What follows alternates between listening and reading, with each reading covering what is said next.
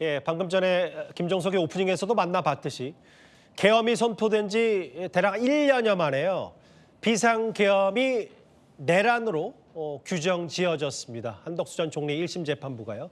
대략 4천자 분량이고 이게 앞으로도 있을 내란 관련 재판에도 미칠 파장이 어마어마할 것 같습니다. 제 옆에 우정열 사회부장 나와 있습니다. 특검이 15년을 구형했는데 네.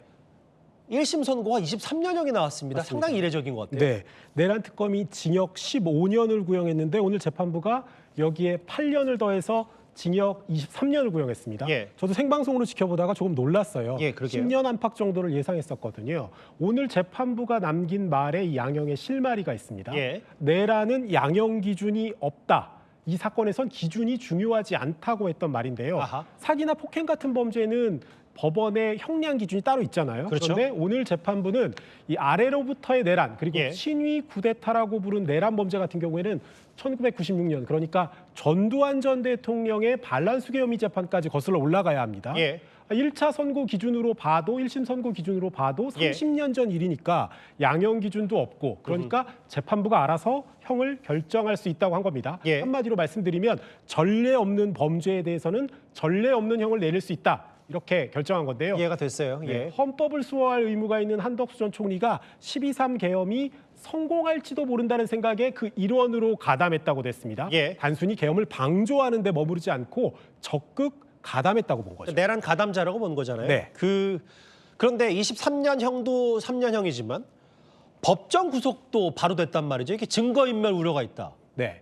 이 부분은 생방송에서 시청자 여러분이 보실 수 없었던 부분인데요. 예. 재판부가 징역 23년을 선고한 직후에 한 전 총리 사생활을 위해서 이 부분은 생방송으로 하지 않겠다 아하. 이렇게 결정을 했거든요. 예. 그래서 재판장이 한 전 총리에게 구속 여부에 대해서 하고 싶은 말이 있냐 이렇게 물었고 예. 한 전 총리가 아주 굳은 표정으로 이 재판부의 결정에 겸허하게 따르겠다고 했습니다. 한 전 총리 측 변호인이 한 전 총리가 도주할 가능성도 없고 모든 증거들이 수집돼 있다. 예. 2심, 3심에서 계속 방어권을 행사해야 되는데 만약에 법정 구속돼 버리면 중대한 장애가 있다고 했어요. 건강 상태도 언급했는데 가벼운 인지 장애를 앓고 있고 우울증 진단까지 받았다면서 불구속 재판 받게 해달라고 했습니다. 몸 상태가 좋지 않다는 걸 좀 어필한 그렇죠. 거네요. 예. 그런데 재판부가 단호했습니다. 이 증거인멸 우려가 있다고 봤고요. 앞서 한 전 총리가 최후 진술에서 후회한다고 한 적이 있었어요. 그런데 하지만 재판부는 이것도 CCTV 같은 증거를 통해서 자신의 범죄 사실이 탄로날 것처럼 보이자 그제서야 후회한 거라면서 진전성 있는 사과로 보기는 어렵다고 했습니다. 예. 한 전 총리 입장에서는 뭐 형량 등이야 상급심에서 따져보겠지만 예. 이 지금부터 구속 상태로 재판을 받아야 한다는 사실이 좀 충격이 클 것 같습니다. 예. 이게 오늘 1심 재판부가 여러 가지 한덕수 총리의 내란 가담 혐의를 꾸짖으면서 과거 헌법재판소에서 나가서 했던 말도 꼬집었습니다. 오랜만에 이 목소리 한번 들어볼까요? 저는 계엄 선포 당일 대통령실에서 계엄과 관련된 문건을 보거나 받은 기억이 없습니다. 저 혼자서는 막을 도리가 없다고 판단해 다른 국무위원들을 모셔서 다 함께 대통령의 결정을 돌리려 했습니다만 그 역시 역부족이었습니다. 비록 비상계엄을 막지 못했지만 비상계엄에 찬성하거나 비상계엄을 도우려 한 일은 결단코 없습니다. 그러니까 저것조차도 위증이라고 봤고 나중에 CCTV를 통해서 다 탄로가 내게 되잖아요, 사실은. 한 전 총리가 윤석열 전 대통령의 헌재 탄핵 심판에서 했던 증언 내용이 모두 위증이라고 본 건데요. 예. 자신은 계엄에 관한 문건을 받아본 적이 없다. 예. 또 김용현 국방장관이 이상민 행안부 장관에게 계엄 관련 문건을 전해주는 것도 못 봤다. 이렇게 증언을 했었단 말이죠. 예.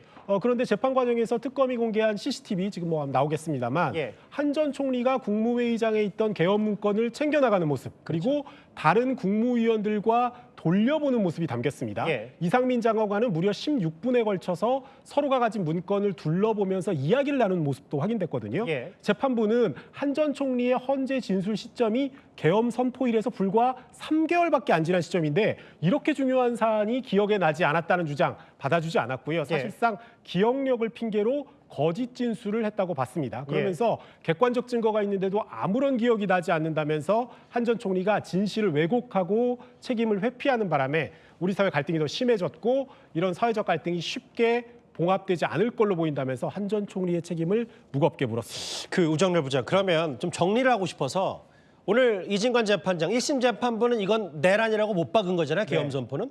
그럼 뭐 저나 우정렬 부장도 그럼 12.3 계엄은 내란이다. 이렇게 부를 수도 규정할 수도 있는 거예요?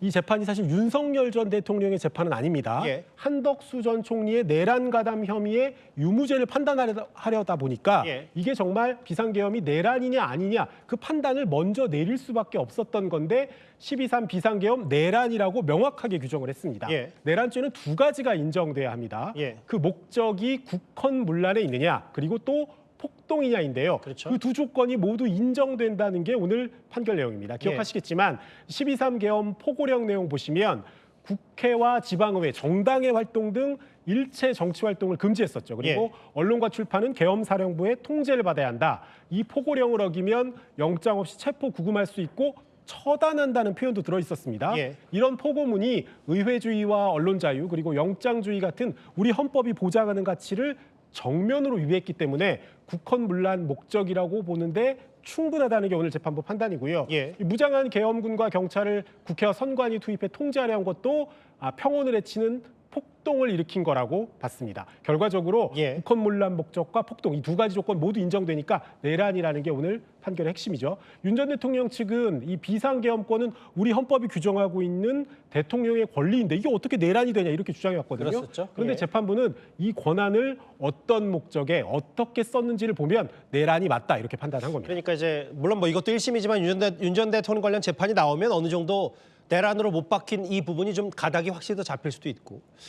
그런데 이제 오늘 이진관 재판장 여러 얘기 중에 오히려 기존 내란보다 이 처벌을 더 무겁게 해야 된다. 이 뜻은 뭐라고 저희가 해석하면 되는 거예요? 재판부가 오늘 새로 만들어서 한 말이 있습니다. 예. 바로 위로부터의 내란이라는 말인데요. 이 과거 신군부가 정권을 탈취하려고 군사 반란 목적에서 아래로부터의 쿠데타를 일으켰다면 예. 12.3 계엄은 국민이 직접 뽑은 대통령이 위에서 더 센 권력을 가지고 내란 범죄를 저질렀기 때문에 죄질이 더 나쁘다는 겁니다. 예. 1970, 80년대에 비해서 우리나라의 국제적 위상이 말도 안 될 정도로 높아져서 선진국으로 인정받고 있는데 예. 쿠데타로 발생하면서 정신적 경제적 충격이 기존 내란하고는 비교가 될 수 없다고 봤습니다. 예. 내란의 발생을 사전에 차단할 필요성도 있기 때문에 가담자를 무겁게 처벌해야 한다는 논리도 제시를 했는데요. 예. 한마디로 미래에 이런 비슷한 일이 재발하는 걸 막기 위해서라도 일벌백계로서 무겁게 처벌해야 된다. 이렇게 판단한 거죠. 이해가 좀 됐어요.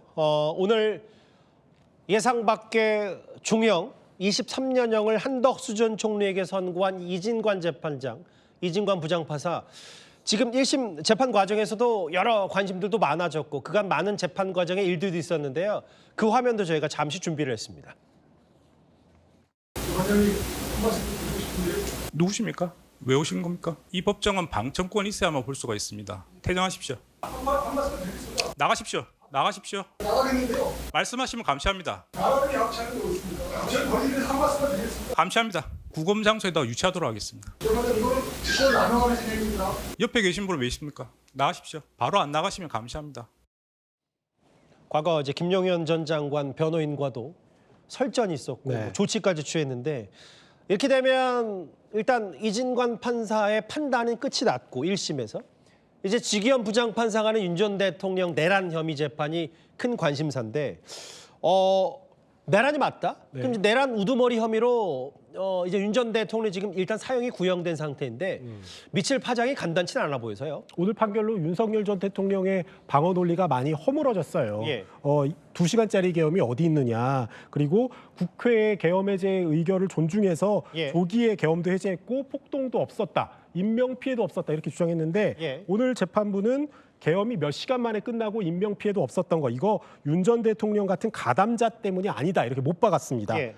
위법한 지시를 저항하거나 소극적으로 따르랬던 군경 공무원들이 있었고 맨몸으로 국회를 지킨 국민들의 용기 때문이라는 거죠. 그렇죠. 물론 다음 달 19일 날 지기현 재판부가 독립된 재판부라서 이것과 다른 판단을 내릴 수는 있습니다. 예. 그런데 지난주에 체포방해 혐의 1심 재판에서는 계엄 선포 과정의 위법성이 인정됐어요. 맞아요. 그리고 오늘 한 전 총리 재판에서는 계엄의 실질적인 성격과 내용을 내란으로 규정했거든요. 예. 물론 다른 판단을 내릴 가능성이 없지는 않습니다만 하지만 지기현 재판부가 이 선행 판결의 논리를 거스르는 것은 또 쉽지 않아 보이긴 합니다. 조심스럽지만 내란으로 못 박은 판단이 나왔기 때문에 이제 아까 화면에 만나봤던 다음 달 19일, 2월 19일에 바로 윤 전 대통령 내란 우두머리 혐의 선고에서 이 지기현 재판부가 이 판결의 논리를 역행하거나 거스르긴 쉽지 않아 보입니다. 그렇습니다. 알겠습니다. 우정렬 사회부장과 함께 한덕수 전 총리 내란 관련 첫 번째 판단 얘기 의미를 하나하나 뜯어봤습니다.